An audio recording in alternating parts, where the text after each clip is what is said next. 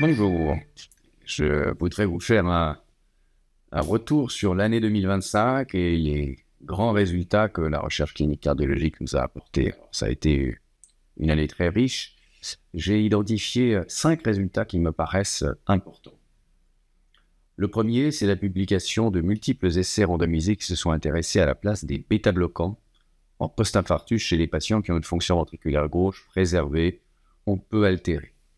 Et comme vous le savez, c'est un sujet sur lequel depuis plusieurs années, il y a beaucoup d'intérêt, il y a eu de multiples résultats qui semblent en apparence contradictoires. Certains essais ont rapporté des bénéfices des bêta-bloquants dans cette population, d'autres pas de bénéfices des bêta-bloquants. Et puis, la méta-analyse de ces résultats semble peut-être donner la clé, puisque 2 méta-analyses séparées sont parues, l'une dans le Lancet et l'autre dans le New England Journal of Medicine, s'intéressant aux patients classés en fonction de la zone où se situe la fraction d'éjection ventriculaire gauche à l'échographie cardiaque chez ces patients. Pour faire court, lorsque les patients ont une fonction ventriculaire gauche normale estimée par une fraction d'éjection supérieure à 50%, globalement, on ne retrouve pas de bénéfice manifeste des bêta-bloquants sur les événements durs, décès cardiovasculaire, infarctus du myocarde, accident vasculaire cérébral. A contrario, lorsque leur fraction d'éjection se trouve dans une zone déjà plus basse, entre 40 et 50%, là, comme on pouvait s'y attendre d'ailleurs, compte tenu du bénéfice des bêta-bloquants dans l'insuffisance cardiaque et la dysfonction ventriculaire gauche, il apparaît un bénéfice sur les événements durs et aussi sur les hospitalisations pour insuffisance cardiaque. Donc, je pense que ça nous donne la clé de la gestion du traitement bêta-bloquant chez les coronariens stables à distance d'un infarctus. Le deuxième grand résultat, c'est les résultats positifs de l'essai Vesalius qui a testé l'évolocumab chez des patients qui sont soit des coronariens connus mais qui n'ont jamais eu d'événement cardiovasculaire, ni accident vasculaire cérébral, ni infarctus du myocarde, soit des patients en situation de prévention primaire mais à très haut risque, c'est-à-dire des diabétiques avec de multiples facteurs de risque. Et dans cet essai, elle a démontré des bénéfices assez éclatants, plus marqués d'ailleurs que dans l'essai Fourier chez les patients qui ont un événement cardiovasculaire établi en termes relatifs, probablement en grande partie parce que la durée d'observation a été plus longue. On sait qu'une durée d'observation courte dans les essais qui ont jusqu'ici été réalisés avait probablement pénalisé l'évaluation précise du bénéfice. Et là, on observe un bénéfice tout à fait éclatant, une réduction substantielle des événements cardiovasculaires de plus de 20%, mais on observe également une mortalité cardiovasculaire et une mortalité toute cause qui est plus faible.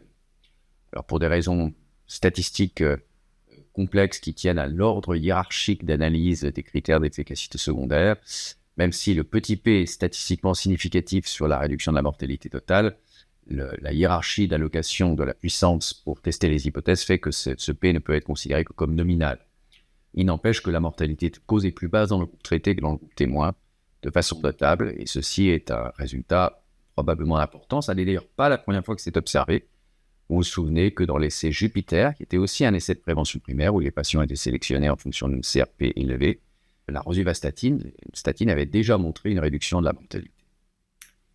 Donc ça va sûrement étendre les indications des inhibiteurs de PCSK9 et d'une façon générale du traitement hypocholestérolémie en prévention cardiovasculaire. Le troisième résultat, c'est les résultats de l'essai aquatique qui a comparé en double aveugle de façon prospective et randomisée l'aspirine à un placebo comme traitement associé au traitement anticoagulant oral chez les coronariens stentés à haut risque qui ont une indication formelle au traitement anticoagulant oral, c'est-à-dire essentiellement de la fibrillation atriale. L'essai a été interrompu prématurément pour une augmentation de la mortalité, une futilité en termes d'efficacité sur la prévention des événements ischémiques et une augmentation substantielle du risque hémorragique. Ces résultats ont été confirmés depuis par, d'une part, une méta-analyse de l'ensemble des essais similaires qui avaient déjà été réalisés. La quasi-totalité ont été réalisés en Asie. Et deuxièmement, par un essai sud-coréen qui a été présenté à l'American Heart, avec le clopidogrel, lui, qui donne des résultats assez similaires. Et je pense que ça, c'est tout à fait important. Et il est important de souligner que le bénéfice de l'aspirine n'est pas observé, alors même que c'est une population à très haut risque cardiovasculaire et très haut risque coronarien, avec des taux d'événements notablement plus élevés que dans les autres essais réalisés jusqu'ici. Le dernier point qu'il faut souligner à propos d'Aquatic, qui donc élimine l'intérêt d'un traitement antiplaquettaire associé au traitement anticoagulant oral au long cours chez les patients stabilisés, c'est que c'est la conjonction des efforts de 3 réseaux français de recherche clinique, le réseau FCRIN, FACT, le réseau AXUN et le réseau de la Société française de cardiologie, et c'est une belle illustration de l'union fait la force.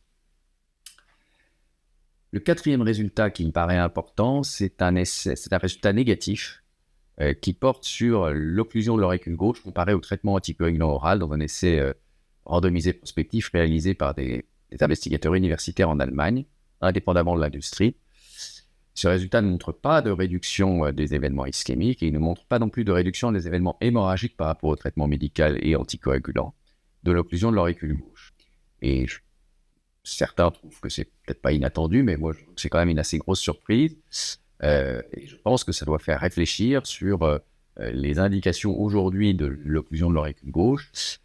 Vous savez qu'il y a 2 grands essais en cours dont les résultats devraient être disponibles l'année prochaine, qui sont eux coordonnés par l'industrie, et je pense qu'il faudra regarder la totalité des résultats lorsqu'ils seront disponibles pour savoir quelle est la place exacte de la fermeture de l'auricule gauche dans la pratique clinique. En tout cas, c'est un résultat qui incite à une certaine retenue dans les indications. Et puis le dernier résultat, peut-être plus anecdotique, mais qui moi m'a frappé, c'est un essai qui a comparé l'aficamten au traitement bêta-bloquant chez les patients qui ont une cardiomyopathie hypertrophique obstructive. Alors, c'est un essai qui ne s'est pas intéressé à la morbimortalité, mais purement aux performances fonctionnelles, et qui retrouve, et ce n'est pas une surprise non plus, qu'un inhibiteur spécifique de la myosine, l'aficamten, est très supérieur aux bêta-bloquants qui ont tendance à dégrader les indices de performance fonctionnelle chez les patients qui ont une CMH obstructive. Ce qui est intéressant, c'est d'avoir fait cet essai comparant en première ligne le traitement bêta-bloquant et le traitement par inhibiteur de la myosine, et non pas rajouter l'inhibiteur de la myosine après un traitement bêta-bloquant ou en plus d'un traitement bêta-bloquant. Et je pense que ça veut dire que peut-être que toute la stratégie de traitement médical des CMH obstructives va désormais évoluer avec peut-être une utilisation plus précoce de cette classe thérapeutique. En tout cas, c'est extrêmement intéressant.